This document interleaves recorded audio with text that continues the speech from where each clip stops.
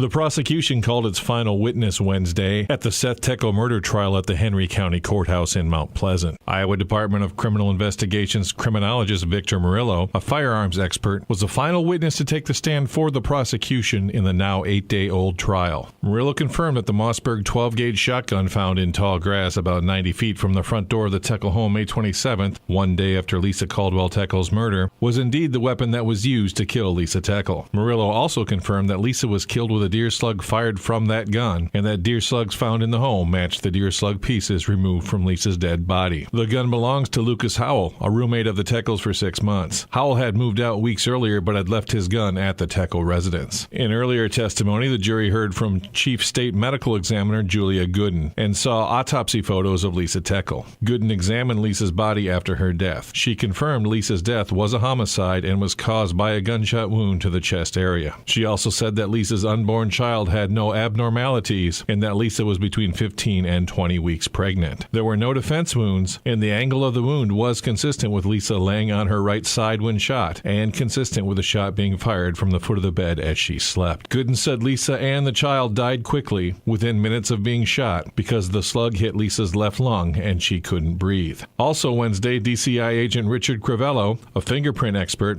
testified that the only identifiable prints found in the home were those of Seth Techel, friends and frequent visitors Colton Millard and Tyler Batterson, and Howell. Also Wednesday, DCI DNA expert Sabrina Seehafer testified that one strand of hair found on Lisa's palm belonged to Seth, and there was no confirmed DNA evidence of anyone else being at the house the morning of the murder. Earlier Wednesday morning, the jury was shown video of Seth's interrogation by authorities. Although Seth's story regarding the relationship with Rachel McFarland changed throughout, his story about what happened that morning remained consistent. For Atomo Radio, I'm James Grob.